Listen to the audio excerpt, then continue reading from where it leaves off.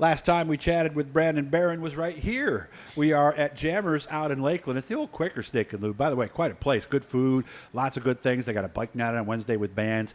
Brandon just came off his best season. He finished 5th in the point standings in the hobby stock division at Fulton, picked up his very first wins. Liked it so much, he actually got 2 wins there. Finished the year a little tough, though. They had a whole bunch of them that came on Outlaw Weekend. You told me you didn't make the show there. So, but did we have a chance at a championship? You said it was a slow start, but you got better as the year went on. Is that kind of how it went? Yeah. I think if we buckled down and settled down a little bit and just finish the race all races consistently, we'll have a shot at least, you know. I mean, well, what happened in those first few races? What went wrong? Was it the car? Yeah, we had a couple I want to say distributor problems or maybe a carburetor problem. I see. One race it wasn't firing right, it shut off. And a couple of races, a driver, accident. Driver made a few mistakes, yes. Huh? Well, you told me one race you charged into turn 1 a little too hard. Or coming out of 4. Coming out of 4, huh? And what happened? Oh, I blew the left side off the car, basically. Really? I hit it pretty hard, yeah. Okay. So what was the biggest difference, do you think, this year? Was it knowledge of the car? Was it your knowledge of the racetrack? Or are you just getting better another year into it? What do you think was the difference? I think it's just a combination of both. I understand the car a lot more than last year, or the year before, and understanding, picking places to lift and being smarter in your head instead of sticking my nose where it doesn't belong and stuff like that. Yeah, because some place you got to roll it on the trailer as a third-place car rather than wreck it going for second. That'll win you a championship doing that. So. And, of course, his dad is Tommy Barron. His grandfather is Sonny Barron. So your earliest memories are at the racetrack pretty much, aren't they? Since I could walk, basically. Do you have an early memory? Is there some of the first – what are some of the first things you remember? It's been a long time now, but, I mean, Canandaigua, I think, when I was real little. And I remember one race. My dad probably won't like this. I remember him flipping, going down into 1 and 2 when they had the old wall there. He messed him up for a couple of days. He was pretty banged up. Yeah, it was a nasty wreck. I think it was him and Tiger Chapman got into it. They had a history, so. Yeah, I'm not going to go into any of that because I know Tiger too. So he doesn't back off from a lot of people. He'll race you as hard as you want to race. That's it. We hope you're doing well, Tiger. I haven't seen you in quite some time. So did you always know that you were going to race?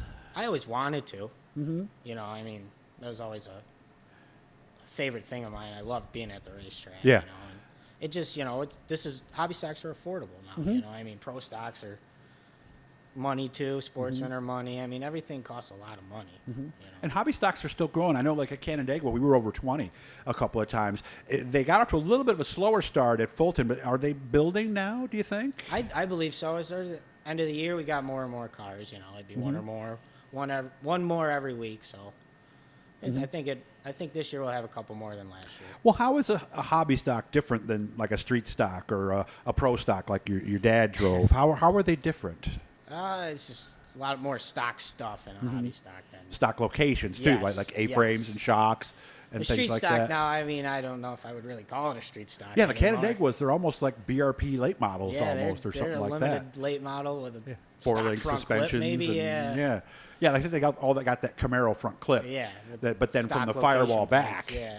Is all pure race car. Yeah. When you get right down to it. Is it that way in the hobby stock? Because I know you guys can buy frames because that's one of the biggest problems we run into in New York State, right? I mean, I think they, I don't know. Okay. I don't know. That's okay. If you know, leave us a comment or something, guys. Or if one of you guys got the skin off one, I'd love to see it underneath. Let's talk dollars and cents and be as comfortable as you want to be with me here. What's the high-low range on the engine, and what exactly is the engine? It is a 355? Is it a 350? It's a 350.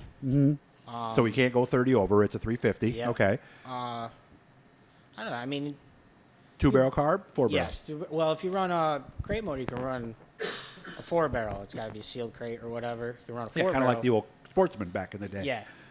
Does one have the advantage? I think they're pretty even as far as what my dad tells me. With the open motor with a two-barrel and then the crate with a 4-barrel, they're pretty even. But I mean, crate motors, you got to keep them wound up. And we don't have to dyno them or anything like that, right? Okay. So what do you think we'd have in one? What would be the high and low if somebody was thinking, I'd like to race a good old-fashioned stock car? How much money are we talking to roll one off the trailer? Complete car? Complete car, ready to go. No spares. I don't know. I'd say 10 grand, between 10? 5 to 10 grand, you Okay. know, maybe 15, 20, Okay. And what do you get for winning? $250. Okay, all right. I was just curious. Yeah, because we all know you're not making any money at this Oh, deal. yeah. I mean, nobody. if you try to get into this sport making money, Yeah.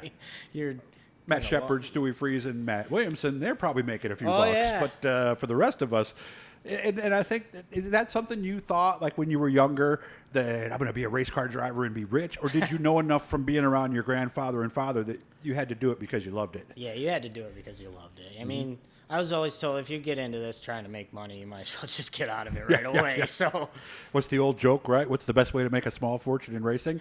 Start with a big one. You know, and yeah, it's funny until you start to think about Yeah. it, right? Then you're like, that's not so funny. I you don't. just got to have a love for it, I guess, you know. I Yeah. mean, I think it goes a little more. I mean, everybody loves winning, don't get me wrong, you know, whether it's any sport, but it just, I don't know, I love it. Well, sometimes starting last and working your way up to fifth can be Very a lot of fun too, yeah, right? You know, you feel good about that. Yeah, because some people think, well, they got 5 classes. There's only 5 people that are happy at the end of the night, but it's not that way. No. You know, long maybe as you- you've had a problem you were working on, and oh my God, the car finally turns. Yeah. You know, the push Yeah. is gone. There's If you little- roll it on the trailer in one piece, that's a good night. There you go. You don't have anything drastic that needs fixing, Yeah. or you got to get on the phone on Sunday to get Yeah. some parts airlifted Yeah. overnight to get in there. So, well, congratulations on a great season. Like we Thank said, you. top 5 in points, had a couple of wins. So if we get off to a good start this year, maybe a You championship. give Petrovich a run for his money, so. Well, good luck, man. Thank you. Again, Brandon Barron, make sure to look for his car at Fulton Speedway and follow that hobby stock division because I like those cars. I like them a lot. They remind me of the old pure stocks that used to be around back when your dad raced in the Yeah. 90s.